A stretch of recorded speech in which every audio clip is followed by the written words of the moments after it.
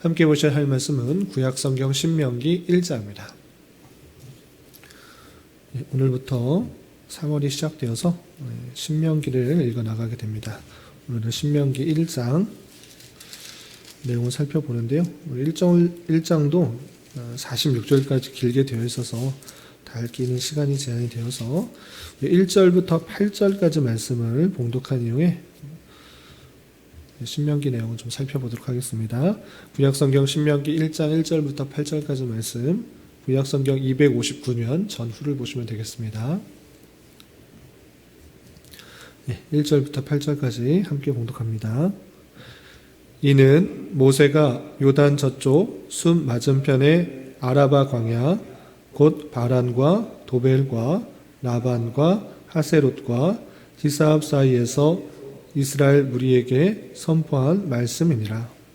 호렙산에서 세일산을 지나 가데스 바네아까지 10하룻길이었더라.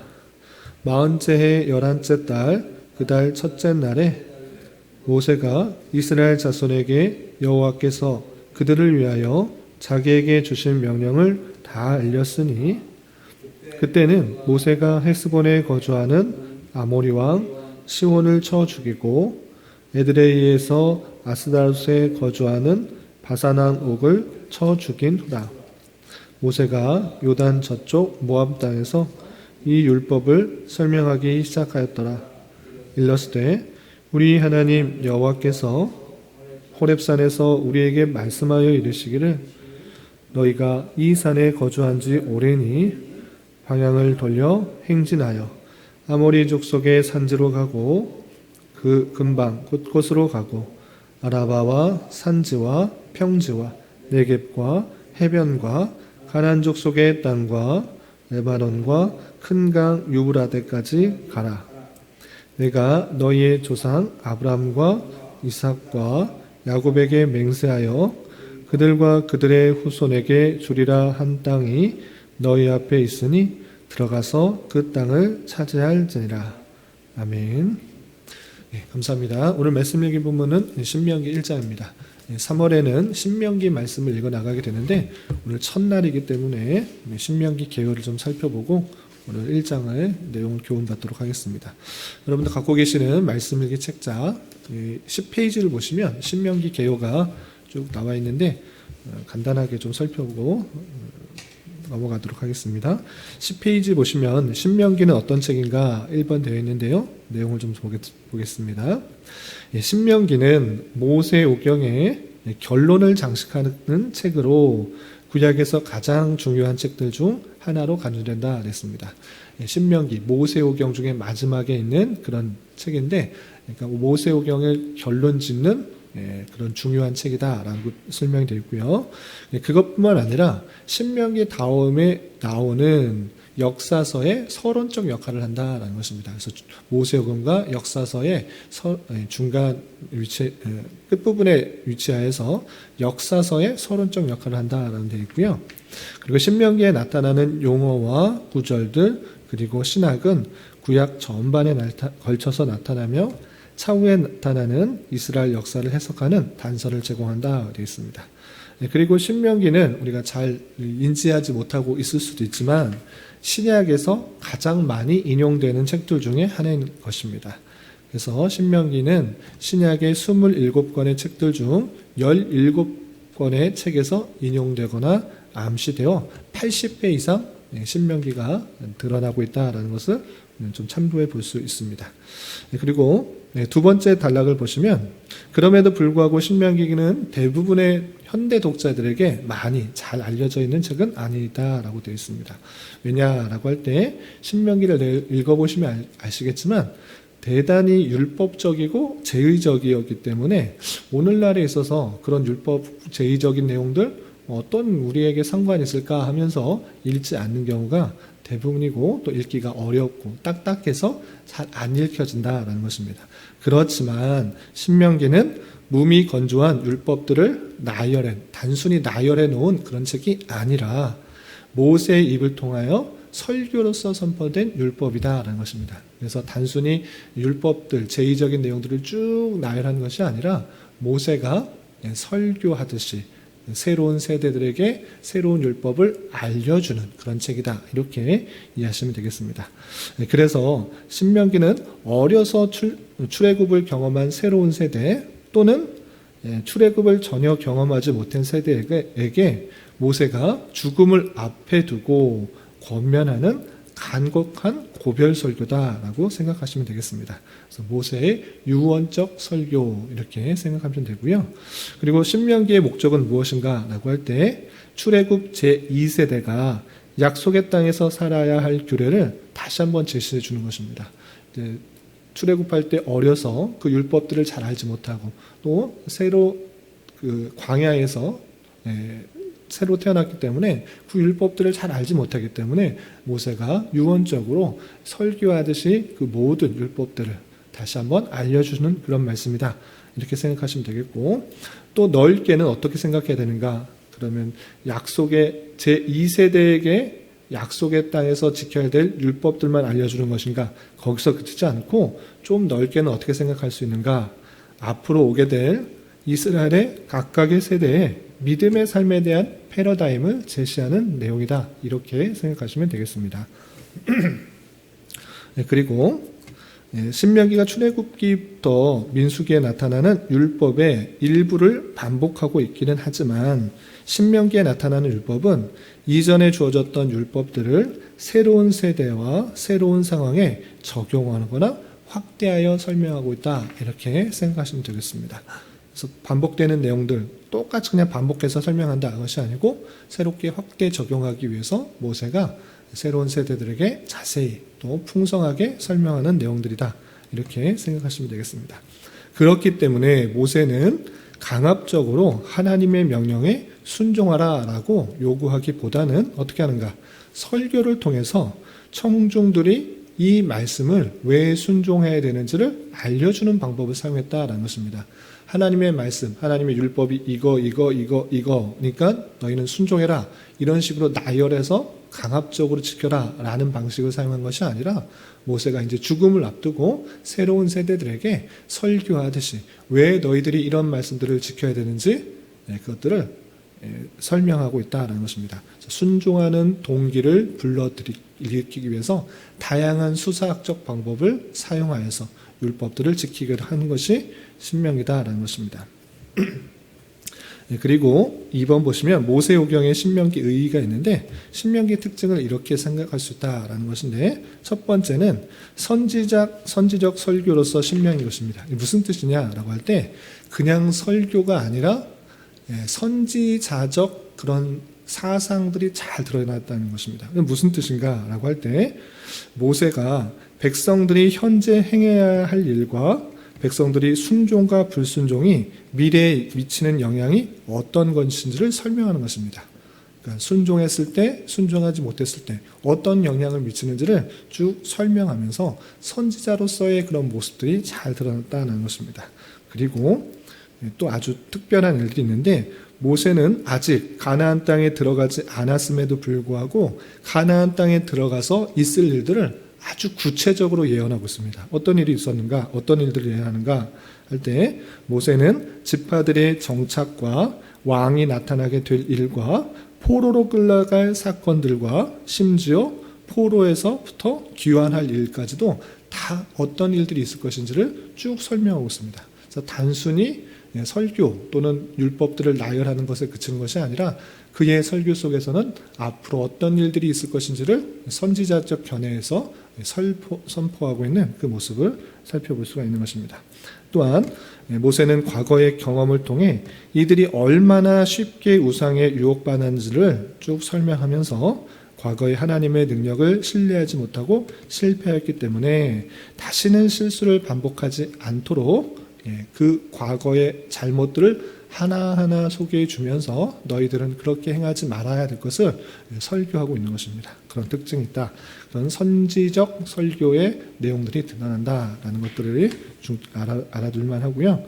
또 11페이지 보시면 2번에 이런 표현이 있습니다. 아브라함에게 한 약속의 성취라는 표현이 있는데 이 신명기를 통해서 또 뭘 알아야 되는가? 단순히 새로운 세대들에게 하나님의 율법을 설교한다. 이것에 그치는 것이 아니라 아브라함에게 한 약속이 실제 너희들에게 성취되고 있음을 또한 반복해서 알려주고 있는 것입니다. 이것도 창세기부터 또 모세오경의 끝부분에 이르는 신명기까지 동일하게 나타나는 하나님의 언약을 성취하시는 그 놀라운 은혜들이 끊임없이 드러나고 있다라는 사실들을 잘 알아야 된다는 것입니다. 그래서 신명기는 사경에 나타나는 핵심 사상을 반복하는 동시에 실마리를 풀어주는 역할을 하는데, 신명기는 하나님이 족장들에게 한 약속들을 신실히 지켰음을 거듭 언급합니다. 물론 신명기에서 가장 두드러진 약속은 땅에 대한 약속이지만 그 밖에 자손과 아브라함과 맺은 언약 관계 역시 언급하면서 땅에 대한 약속에서 그치는 것이 아니라 그 자손에 대한 약속은 모두 아브라함에게, 그 족장들에게 하셨던 그 약속이 신실하게 이루어지고 있다는 것을 보여주고 있는 것입니다.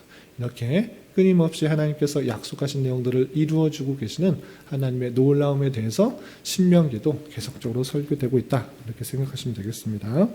그리고 3번 보시면 율법이 있는데, 신명기는 말 그대로 새로운 계명의 내용들이라고 했었는데, 전혀 새로운 내용이라기보다는 하나님께서 그 광야에서 또는 시내산에서 주셨던 다양한 율법들, 그 말씀들을 다시 한번 확인시켜주고 확대 적용시켜주는 그런 내용들이다, 이렇게 이해하시면 되겠습니다.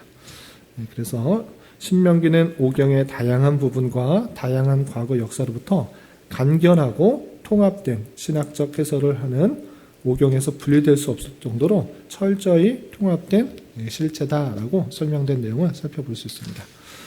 그리고 또 많은 내용들이 있는데 12페이지 한 부분 더 보겠습니다. 12페이지 4번 보시면 내용적 구조가 있습니다. 어떤 내용이 있는가? 신명기는 총 34장으로 되어 있습니다. 총 34장 되어 있는데, 이해를 돕기 위해서 어떻게 구분하면 좋을까라고 할 때, 이 신명기는 모세가 유언적으로 죽음을 얼마 남겨두지 않고 유언적으로 새로운 세대에게 3번의 설교를 한 내용이 담겨 있다, 이렇게 생각하시면 되겠습니다. 그래서 첫 번째 설교는 어디에 있는가?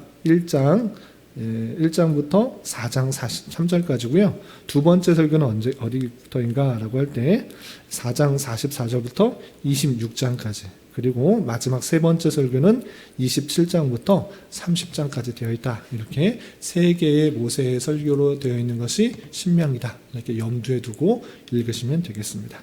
나머지 도표와 그림들 여러 가지 것들이 있는데요, 신명기 읽으시면서 잘 이해가 되지 않는 것은 참고하시기 바랍니다. 다시 오늘 본문으로 돌아와서 신명기 1장의 내용을 좀 살펴보도록 하겠습니다. 신명기 1장을 보시면 1절부터 5절까지는 전체적인 서론에 대해서 나왔습니다. 이 내용, 이 글이 언제 무엇 때문에 쓰여져 있는가, 서론적 이야기가 나와 있는데요. 그 내용을 잠깐 먼저 보겠습니다. 1절 말미에 보시면 이게 어떤 말씀인가 라고 할 때, 이스라엘 무리에게 선포한 말씀이다 라고 할 때, 어디서 선포했는가 라고 할 때 1절 앞에 아라바 광야, 또 바란과 도벨과 라반과 하세롯과 뒤에 사합 사이에서 이스라엘 무리에게 선포한 말씀이다 라고 하면서, 이것은 이스라엘 백성들에게 선포한 말씀이다 라는 것들은 서론적으로 설명하고 있습니다. 그리고 정확한 장소뿐만 아니라 때도 알려주고 있습니다. 어떤 때인가? 3절 보시면 40째 해 11째 달, 40째라는 것은 출애굽한 이후에 40년이 된 것입니다. 40년이 되는 해에 11째 달, 그 달 첫날에 라고 정확한 시점도 표현하고 있는 것입니다. 그리고 모세가 이스라엘 자손에게 여호와께서 그들에 위하여 자기에게 주신 명령을 다 알렸다라고 하면서, 모세가 하나님께 받은 그 수많은 명령들, 율법들을 이스라엘 백성들에게 다 알려주었다라고 하면서 다음의 내용들이 그런 율법들인데 이것을 다 알려주었다라고 설명해주고 있는 것입니다. 또 5절에서 다시 한번 반복해서 이렇게 표현하고 있습니다. 5절 보시면 모세가 요단 저쪽 모압 땅에서 이 율법을 설명하기 시작하였더라 라고 하면서 이제 율법의 내용들을 하나하나 설명하고 있는 것입니다. 그런데 아까도 말씀드렸다시피 모세가 받았던 수많은 율법들, 뭐 출애굽기나 뭐 레위기나 민수기나 조금씩 나왔던 율법들을 그냥 단순히 나열하는 것에 그치는 것이 아니라 이 율법들을 너희들이 왜 지켜야 되는지를 다양한 수학적 방법으로 통하여서 그들이 잘 지켜야 되겠다라는 생각들을 가질 수 있도록 설교하고 유언하는 내용이다, 이렇게 생각하시면 되겠습니다. 그럼 어떻게 그들에게 율법을 전달하는가? 1장 첫 번째 설교에 있어서는 그들이 잘못 행했던 그 모습들, 하나님의 말씀을 신뢰하지 못하고 언약을 신뢰하지 못하고 불순종해서 겪었던 일들을 자세히 회고하면서 자세히 설명하면서 그 말씀들을 지키게 하는 것입니다. 어떤 내용들이 있는지 좀 보도록 하겠습니다. 우선 8절에서 보면 하나님께서 그 백성들에게 이러한 약속을 전해주셨다라고 알려주고 있습니다. 8절 보시면 내가 너희의 조상 아브라함과 이삭과 야곱에게 맹세하여 그들과 그들의 후손에게 주리라 한 땅이 너희 앞에 있으니 들어가서 그 땅을 차지할지나. 하나님께서 약속하셨던 그 내용들, 민족의 번성뿐만 아니라 가나안 땅을 주셨는데 그 땅, 그 언약들을 다시 한번 상고시키면서 그 땅을 차지하라 라고 알려주셨다라는 것입니다. 그리고 그 근처에서 어떤 일을 행했는가 좀 건너뛰겠습니다. 내용이 많기 때문에 좀 건너뛰어서 22절 보도록 하겠습니다. 22절 그 땅을 차지하라 라고 하고 또 두려워하지 말라, 주저하지 말라, 하나님께서 너희에게 함께 하시겠다라고 말했으나 너희들이 어떤 모습을 가졌는가. 22절 보시면 너희가 다 내 앞으로 나와 말하기를 우리가 사람을 우리보다 먼저 보내어 우리를 위하여 그 땅을 정탐하고 어느 길로 올라가야 할 것과 어느 성으로 돌아가야 할 것을 우리에게 알리게 하자 하기에 라고 말합니다. 그러니까 하나님께서 약속하신 땅, 그 땅 들어가는 거 우리가 찬성합니다. 그러나 아무도 모르는데 그 땅이 어떻게 생겼는지 아무도 모르는데 어떻게 그냥 갈 수 있습니까? 그러지 마시고 정탐꾼을 보내어 어느 길로 가고 어느 성읍으로 들어가야지 전쟁에 이길 수 있는지 정탐꾼을 보내야 될 것 같습니다 라고 말합니다. 한편 일리 있고 타당한 말씀, 타당한 그런 건의 같습니다. 그래서 그렇게 했는데 어떻게 했는가. 정탐꾼의 반응이 25절 20 이하 보시면 그 땅의 열매를 손에 가지고 우리에게 돌아와서 말하되 우리의 하나님 여호와께서 우리에게 주시는 땅이 좋더라 라고 말합니다. 그 땅 정말 좋습니다. 그런데 어떻게 하는가. 26절 너희가 올라가기를 원하지 아니하고 너희의 하나님 여호와의 명령을 거역하고 장막 중에서 원망하여 이르기를 여호와께서 우리를 미워하심으로 아모리 족속의 손에 넘겨 멸하시려고 우리를 애굽 땅에서 인도하여 내셨다. 우리가 어디로 가라. 이렇게 말을 하자 우리의 형제들이 다 낙심하였다라고 표현하고 있습니다. 정탐꾼이 하는 얘기, 그 땅 정말 좋습니다. 그러나 그들이 사는 성과 사람이 너무 크고 견고해서 우리는 정말 그것에 칠 수가 없을 것 같습니다 라고 많은 그런 정탐꾼이 보고를 하는 것입니다. 그러자 그 보고를 들은 백성들이 어떻게 생각하는가. 딱 낙심한 것입니다. 어떻게 저희를 칠 수 있냐. 우리는 무기도 없고 전쟁을 행하는 그런 군사도 아닌데 어떻게 이길 수 있습니까? 라고 하며 다 낙담하게 되었다라는 사실들을 이렇게 보여주는 것입니다. 그러자 하나님께서 어떻게 하셨는가. 34절 좀 건너뛰겠습니다. 34절 여호와께서 너희의 말소리를 들으시고 노하사 맹세하여 이르시되 이 악한 세대 사람 중에는 내가 그들의 조상에게 주기로 맹세한 좋은 땅을 볼 자가 하나도 없으리라. 원망하고 불편하고 낙담하니까 하나님께서 이렇게 말씀하신 것입니다. 화내서 맹세하면서 이렇게 말하시는 것입니다. 이 악한 세대, 하나님을 내가 들어가게 하겠다고 주겠다고 말했는데 그걸 믿지 않음으로 말미암아 이 세대 사람 중에서는 이 좋은 땅을 볼 자가 하나도 없을 것이다. 이렇게 그들의 불순종을 인해서 그 땅으로 들이지 않겠다라고 말을 하는 것을 볼 수 있습니다. 그러나 전체가 다 못 들어가는가? 그렇지 않고 36절 오직 여분네의 아들 갈렙은 온전히 여호와께 순종하였은즉 그는 그것을 볼 것이요 그가 밟은 땅을 내가 그와 그의 자손에게 주리라 라고 하면서 갈렙과 또 38절 여호수아 그 두 사람, 두 명의 정탐꾼은 긍정적인 보고 우리가 갈 수 있습니다 라고 보고를 했기 때문에 그들은 들어갈 것이다 라고 이렇게 표현하는 말씀을 볼 수 있습니다. 그 말씀을 듣자, 그 하나님의 말씀을 듣자 어떻게 했는가? 이스라엘 백성들은 자신의 죄를 뉘우쳤던 것입니다. 하나님, 저희가 잘못했습니다. 하나님께서 약속하신 그 땅에 우리가 전쟁에서 쳐서 이겨야 되는데 우리가 눈에 보이는 상황 때문에 불순종하고 낙담하고 좌절했습니다 라고 하면서 어떻게 했는가? 우리가 이제 돌이켜 그들과 전쟁에서 싸워 이기겠습니다 라고 말을 하는 것입니다. 하나님께서 갈 수 없다라고 말했고 취하지 말라라고 말씀했는데도 이제 그들은 자신의 힘과 능력을 빌려서 그 땅을 취하려고 이렇게 말하는 것입니다. 어떻게 하는가? 41절 이스라엘 백성들의 반응인 것입니다.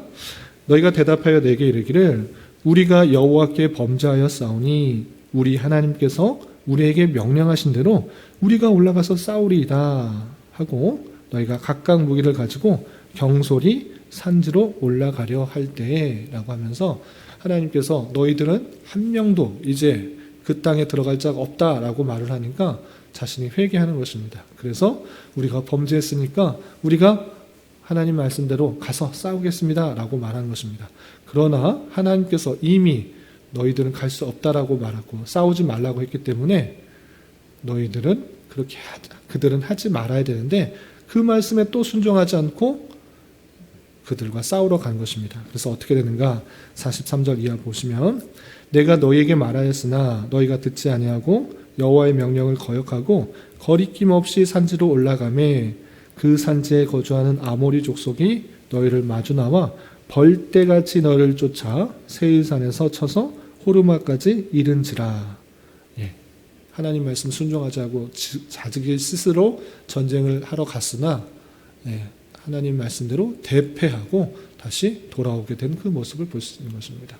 하나님의 말씀 뒤늦게 순종하려고 했지만 하나님께서 하지 말라고 했던 것을 다시 또 행함으로 말미암아 또 큰 전쟁에서의 실패를 낙담케 되는 그 모습을 볼 수 있습니다.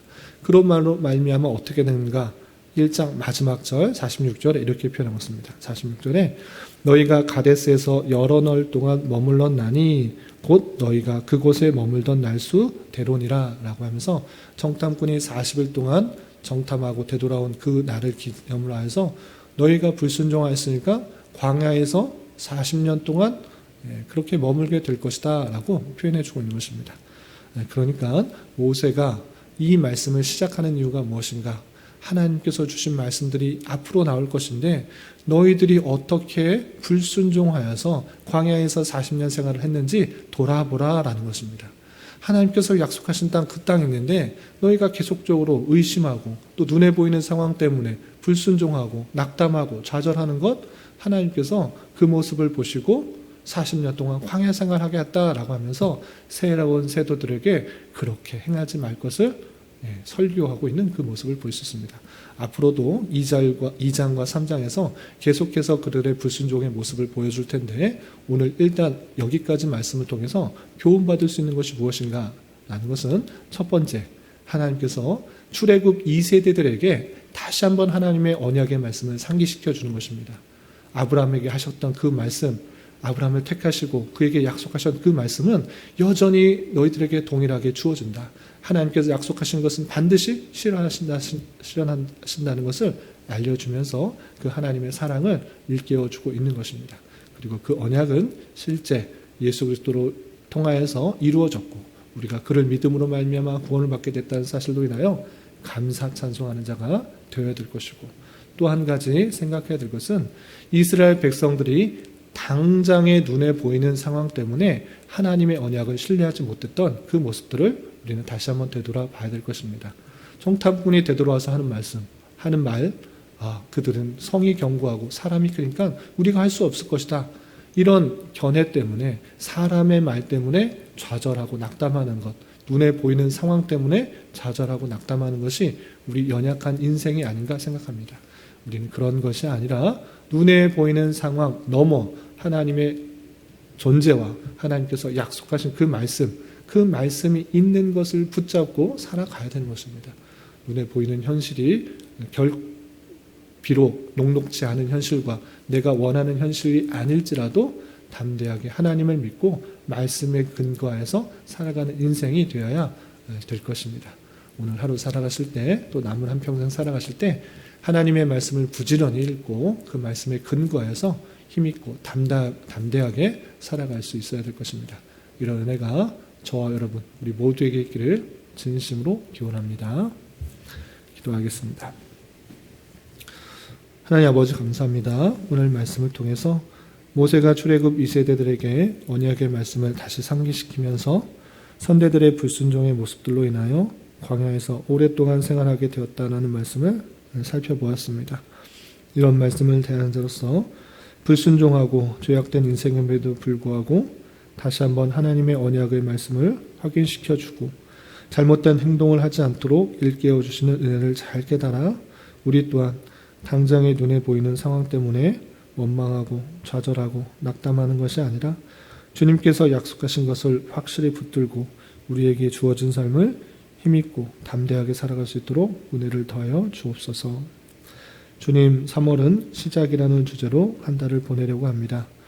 겨울에 움츠러들었던 마음과 신앙이 있었다면 봄의 따스한 기운과 함께 다시 한번 활기차게 시작하는 은혜가 있도록 인도하여 주시고 그 일들을 통해서 주님의 선하신 계획과 섭리들이 점차 이루어지는 것을 목도하는 은혜의 한 달이 되게 인도하여 주시옵소서. 주님, 특별히 오늘은 3.1절을 기념하는 날입니다. 일제강점기를 벗어나 평화적 망세운동을 통하여 독립을 이루고자 앞장섰던 신앙의 선배들을 기억하며 우리 또한 나라를 위하여 더욱 기도하는 한 날 되도록 인도하여 주옵소서. 주님, 교회 내 육체 연약함과 질병으로 직장과 사업적인 문제로 경제적인 문제로 자녀의 임신과 결혼 문제로 가족의 전도와 신앙을 위해 또 새로운 거처를 옮기고 정착하는 문제로 자녀의 학업과 진학을 위해 주님께 간절히 부르짖으며 나아가는 여러 지체들이 있사오니 주님 그들과 함께하여 주시고 그들의 기도 응답해 주시사 우리에게 가장 필요한 길로 인도해 주시는 하나님을 깊이 경험할 수 있는 기회 되도록 인도하여 주시옵소서.